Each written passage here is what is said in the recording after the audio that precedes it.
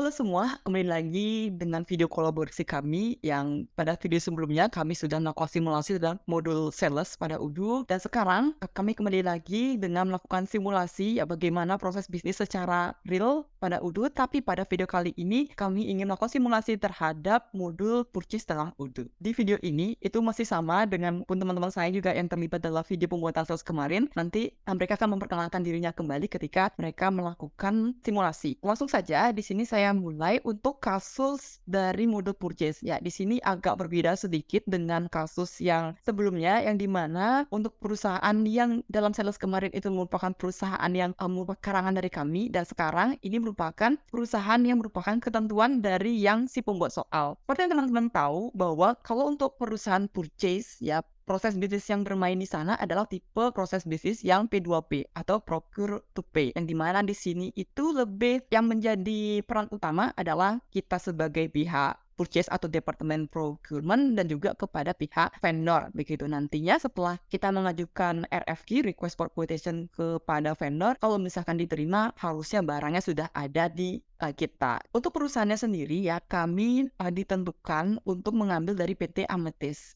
Jadi PT Amethyst ini merupakan suatu perusahaan yang didirikan pada tahun 2020 dan perusahaan ini bergerak pada bidang penjualan furniture dan juga aksesoris rumah tangga ya. Jadi ini hampir mirip kasusnya dengan PT Jaya Karya kemarin kalau tidak salah. Untuk data perusahaannya pasti berbeda ya dengan kasus untuk yang PT Jaya Karya kemarin. Teman-teman dapat lihat sendiri nama perusahaannya, alamat dan data yang diperlukan lainnya. Dan kalau misalkan teman-teman ingin melakukan transaksi, di sini juga tertera dokumennya atas nama PT. Untuk skenario yang sebenarnya dari pada modul purchase untuk PT Amethyst ini tidak terlalu banyak begitu karena di sini skenarionya di mana kami harus membuat satu purchase order, satu receipt, satu billing dan juga satu payment. Maksudnya adalah satu PO berarti RFQ yang sudah di-ACC oleh pihak vendor itu namanya satu PO, receipt lebih ke arah untuk draft untuk payment dan juga satu billing, satu billing artinya draft untuk payment jadi belum di-ACC sama pihak finance dan juga untuk receipt berarti daftar harga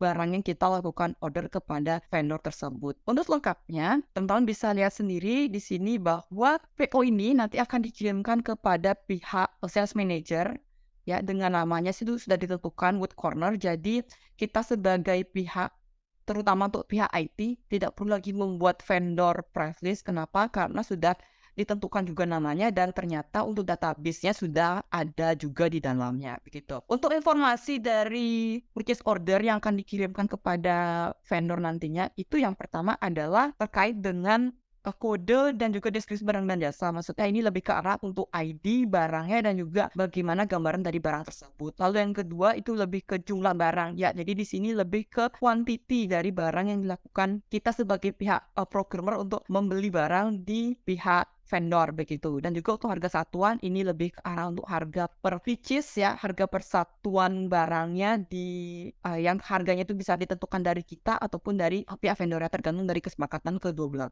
Lalu kalau harga penawaran ini lebih ke arah jumlah harga barang dikali dengan harga satuan dan berikutnya juga ada tanggal pesan ini lebih ke arah tanggal berapa kita pesan produk kepada pihak vendor dan juga kita juga harus kasih tahu juga kepada pihak vendor kapan barang itu harus dikirim. Lalu berikutnya ya, pada pembahasan kali ini lebih ke arah untuk membahas bagaimana pihak-pihak yang terlibat dalam modul purchase di sini ya. Seperti yang teman-teman lihat di sini bahwa yang pertama itu adalah staff IT, di mana staff IT ini lebih ke arah untuk memegang kekuasaan penuh atas semua sistem yang ada dalam modul terkhususnya pada Udu dan juga staff IT dia juga memiliki peranan untuk melakukan konfigurasi mungkin terhadap diskon, price list juga dan sebagainya seperti yang saya pernah jelaskan waktu di modul sales. Lalu berikutnya ada staff purchase. Jadi ini lebih ke arah untuk mereka nantinya membuat namanya itu RFQ request for quotation hingga menjadi draft PO begitu. Lalu yang ketiga ada namanya manager purchase. Jadi manager purchase ini lebih ke arah untuk menemukan approval terhadap RFQ yang sudah dibuat oleh staff purchase begitu. Dan juga mereka akan melakukan pembuatan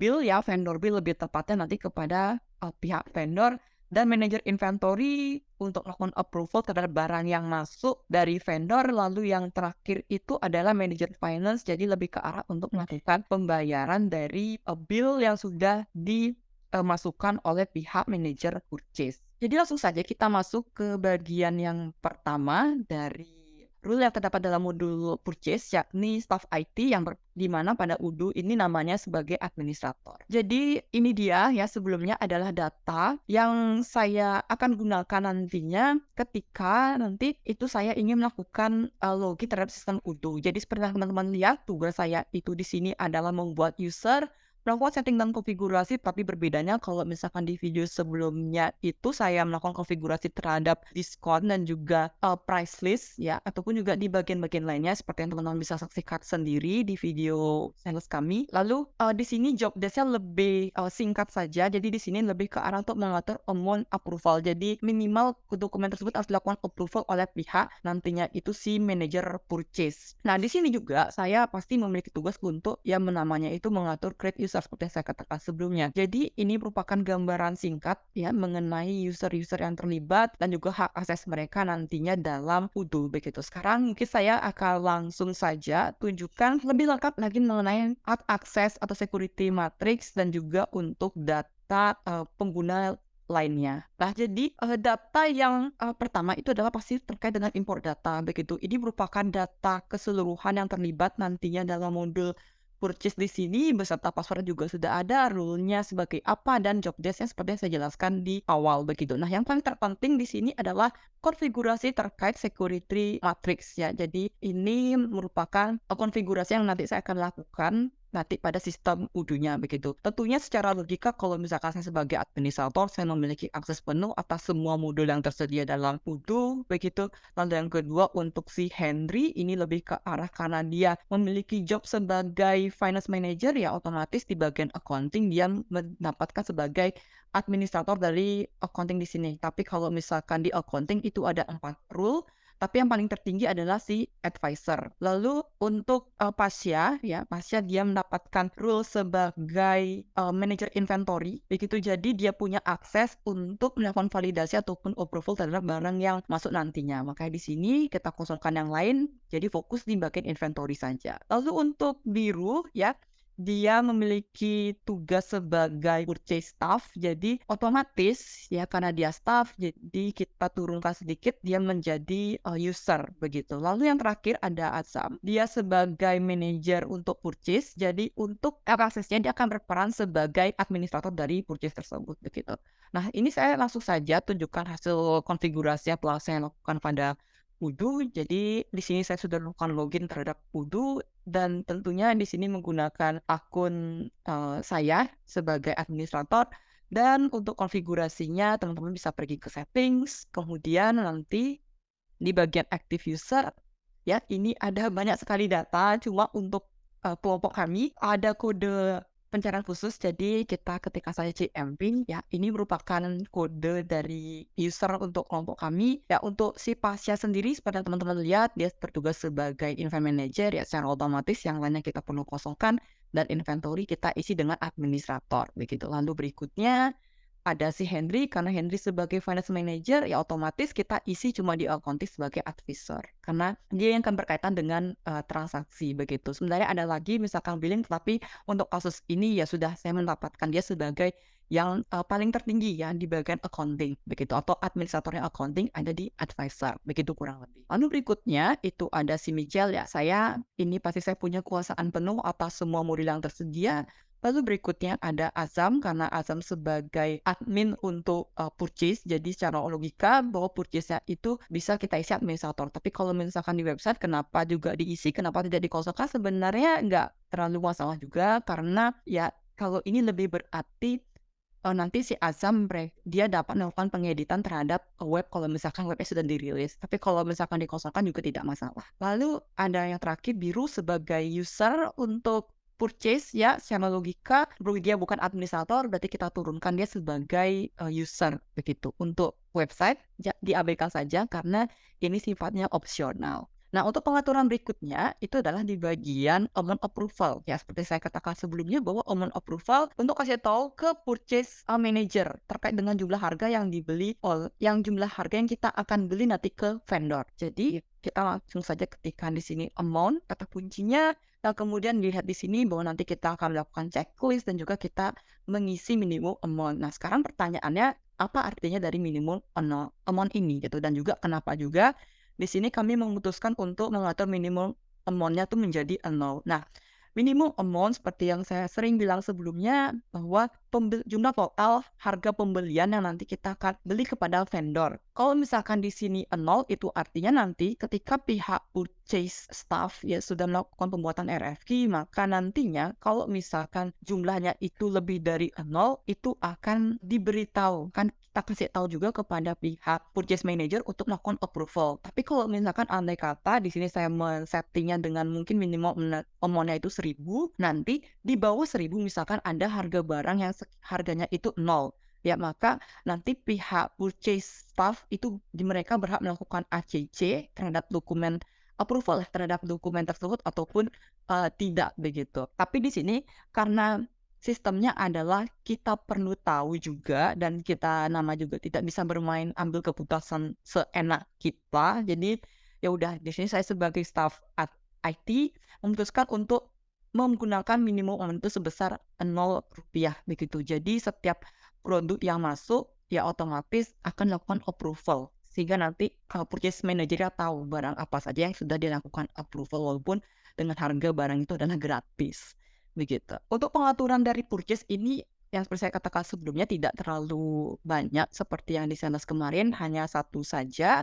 Jadi sekarang kita kembali lagi ke PPT dan nantinya kita akan lanjut ke job description yang ke role user yang kedua sebagai staff purchase, yang dimana staff purchase ini nanti dia bertugas untuk membuat RFQ hingga RFP tersebut menjadi draft purchase order. Untuk materi ini mungkin saya langsung saja serahkan kepada rekan saya yang bertugas.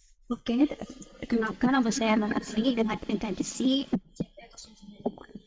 di saya berputus pada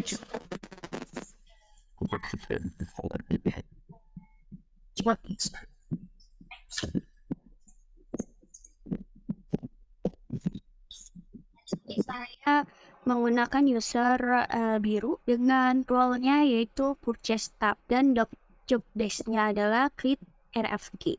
Nah, di sini adalah data RFQ yang akan dimasukkan kepada RFQ di Odoo. Nah, selanjutnya saya akan langsung ke bagian Odoo-nya saja. Oke, di sini kita langsung saja masuk ke bagian purchase. Kita langsung pilih new. Sini kita langsung pilih vendor yang sudah ada di skenario. Sini kita vendornya adalah Wood Corner. Oke, selanjutnya di sini kita set dulu order deadline-nya dengan tanggal 31 April. Maaf, di sini karena salah tanggal jadi 30 April. Expected-nya akhir Mei. Oke, selanjutnya adalah memasukkan data produk. Yang pertama ada acoustic block. Sini produk acoustic block kuantitinya 10 dengan harga 2.870.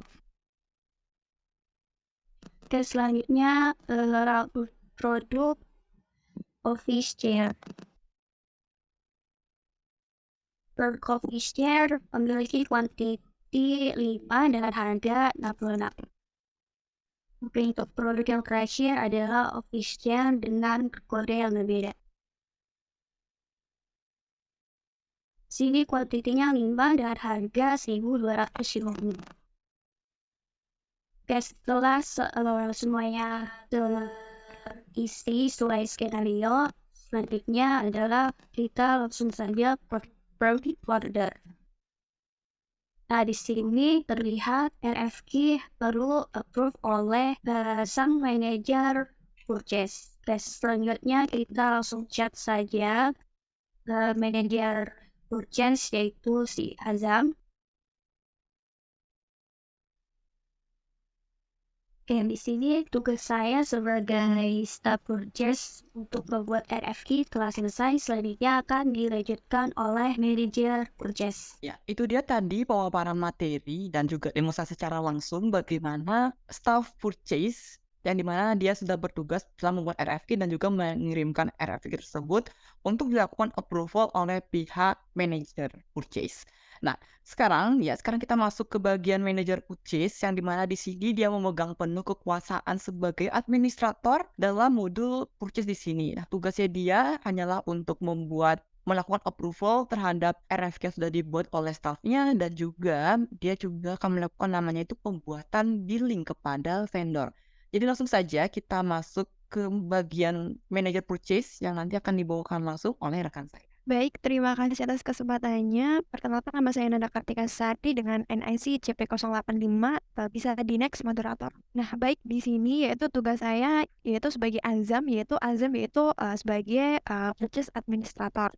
Dan di sini Azam ini awalnya sebagai purchase administrator, kemudian untuk job desk dari purchase administrator sendiri yaitu yang tadi sudah dijelaskan oleh rekan saya yaitu untuk validate approval, RFQ, PO, kemudian ada create vendor bill. Nah, langsung aja kita ke modulnya. Nah, jadi di sini saya nih udah dapet chat dari Biru, yaitu staff podcast, bahwasanya tuh tolong approval RFQ dengan IDP 0028. Jadi kita balas chat dari staff purchase dulu, yaitu nah, jika kita udah chat seperti ini, jadi kita langsung cek dokumennya aja di modul, kemudian kita klik purchase. Nah, di sini tadi dengan ID yaitu P0026 tanpa kita cari, di sini udah kelihatan ya teman-teman, jadi langsung aja kita klik. Nah, di sini teman-teman juga bisa lihat unit price-nya. Kalau nggak sama dengan sesuai dengan skenario yang ada di kelompok kita, misalnya ini beda, jadi nanti kita kita cek lagi, kemudian kalau salah kita ganti ya teman-teman. Nah, ini udah benar tadi yang udah ditulis sama ini staff purchase tadi. Nah, selanjutnya tugas saya di sini yaitu untuk meng-approve order. Nah, langsung aja ya kita approve. Nah, jadi di sini saya sudah approve order, approve ordernya. Jadi langsung aja kita create bill. Tetapi di sini saya nggak bisa. Jadi saya harus menghubungi si Pasha dulu, inventory administrator untuk mengapprove. Oke, teman-teman. Jadi kita langsung aja ya chat si Pasha. Di sini saya mau minta tolong uh, buat di approve agar saya ini bisa langsung buat vendor bill-nya. Nah, di sini teman-teman juga bisa sertakan screenshot-nya tadi ya, yang error tadi. Jadi, oke. Jadi saya langsung send ke Pasha. Jadi kita tunggu sebentar agar si Pasha bisa langsung approval dan saya bisa langsung membuat vendor bill-nya. Itu dia tadi skenario yang sudah diperankan oleh manajer purchase yang dimana mereka sudah membuat PO ya yang sudah diajukan sebelumnya oleh pihak staff mereka, tetapi permasalahan yang mereka hadapi adalah mereka tidak bisa membuat vendor bill yang dikarenakan barang yang mereka order ke pihak vendor ternyata belum diterima. Maka dari itu perlu dilakukannya approval terhadap barang yang dilakukan order tersebut. Nah, ini adalah merupakan tugas dari inventory administrator. Jadi langsung saja kepada inventory administrator yang bertugas, kami persilahkan. Oke, di sini saya sebagai inventory administrator dengan job desk validate atau approval barang di warehouse inventory. Ya, mungkin langsung saja kita beralih ke Odoo untuk melanjutkannya. Oke, jadi di sini saya sudah mendapatkan pesan dari manager purchase untuk melakukan validasi atas penerimaan barang ke customer dengan nomor pesanan P00026. Nah, di sini langsung saja kita untuk melakukan validasi, pergi ke menu, kemudian kita beralih ke inventory. Di sini kita pilih delete order. Nah, di sini kita klik group by untuk lihat dokumen dengan nomor pesanan 0026. Nah, di sini caranya kita tinggal samakan untuk demand-nya. Di sini 5, sini juga 5, di sini 10. Nah, jika sudah terisi, selanjutnya kita tinggal validate atau validasi.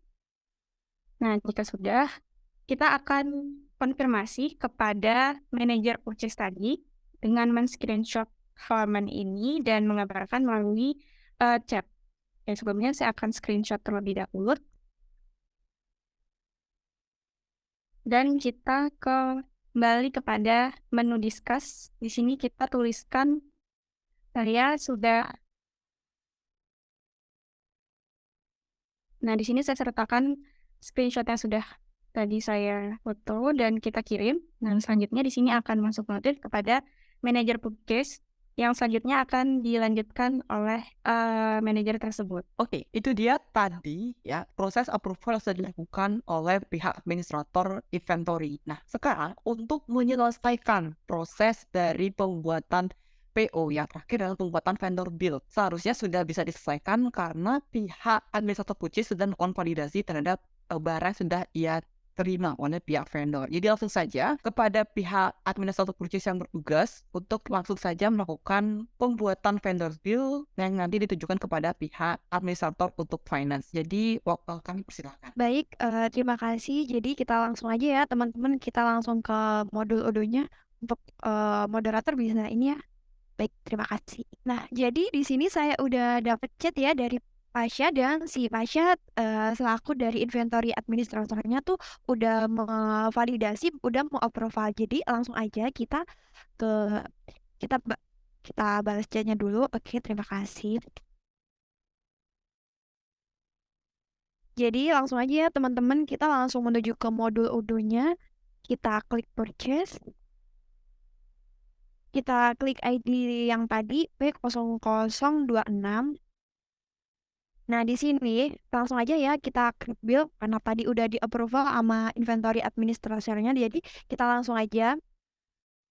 Nah, di sini udah selesai ya teman-teman. Jadi langsung aja kita isi. Di sini ada bill date-nya itu kita isi pada hari ini tanggal 8. Nah, kalau udah langsung aja, udah semua kan kita cek lagi apakah ada yang salah. Kalau udah benar semua, langsung aja kita save di sini.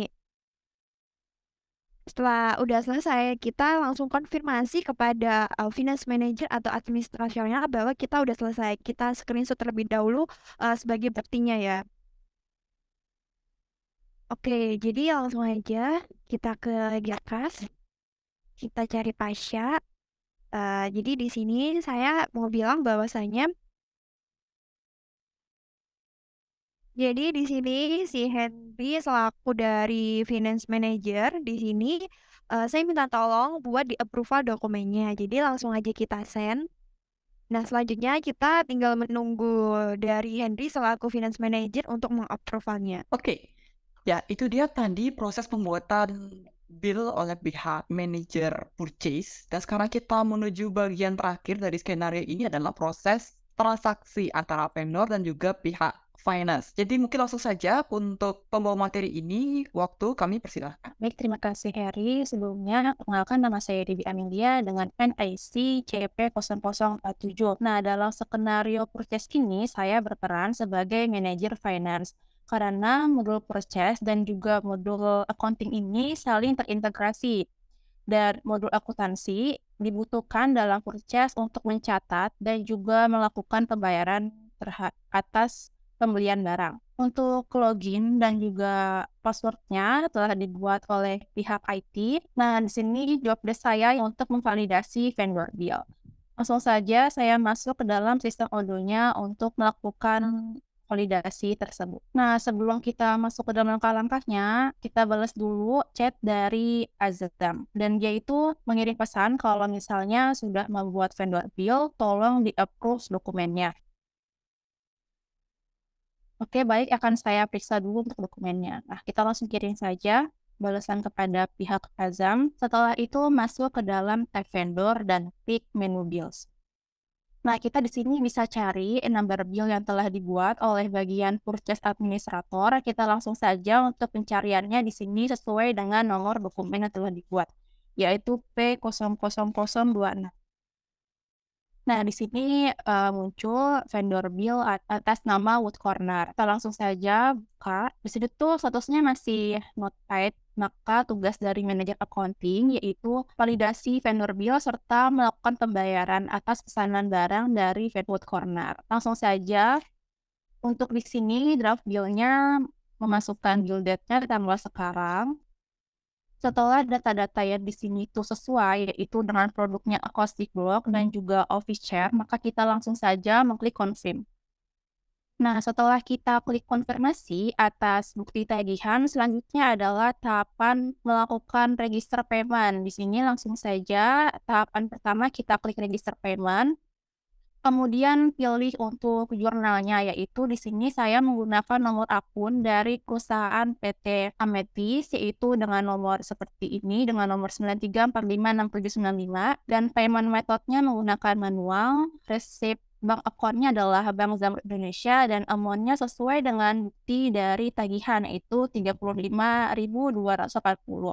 Payment date-nya tanggal sekarang. Langsung saja untuk tahapan terakhirnya kita klik create payment. Nah, setelah manajer accounting melakukan pembayaran untuk pembelian barang, acoustic dan juga office chair, maka bisa dilihat di sini akan muncul tulisan paid dan di daftar PO.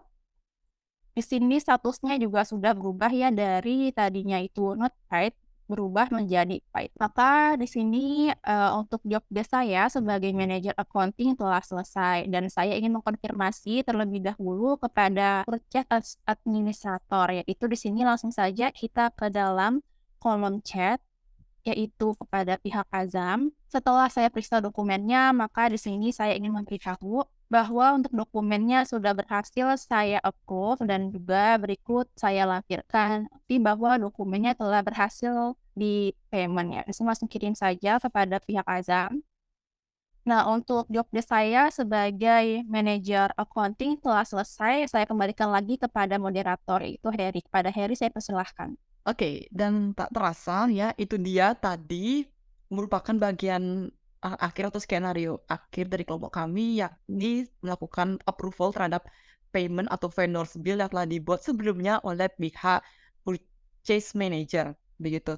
Nah, dan tak terasa saja kita sudah tiba di penghujung untuk skenario di sini. Yang saya dapat tarik kesimpulan dari keseluruhan skenario yang kita coba bahwa untuk proses bisnis pada modul purchase itu namanya melibatkan proses bisnis procure to pay, yang dimana di sini lebih yang menjadi peran utama adalah pihak dari purchase, yakni ada staff dan juga manajer di dalamnya, kepada pihak vendor. Begitu pihak lain juga yang terlibat seperti inventory dalam melakukan approval terhadap barang yang masuk, dan juga untuk pihak finance untuk melakukan pembayaran nantinya kepada pihak vendors, begitu. Dan tentunya juga ya, baik itu modul sales yang sudah ada di video kami sebelumnya dan juga sekarang ini, tentunya skenario tidak kami sarankan untuk mencobanya sendiri dan harus juga dicoba bersama dengan tim. Karena apa? Karena untuk mempermudah melihat proses bisnis yang terdapat dalam modul purchase di sini, begitu. Nah, mungkin itu saja dari kami. Terima kasih telah menyaksikan video ini dari awal hingga akhirnya, dan nanti kita akan berjumpa lagi di video-video selanjutnya.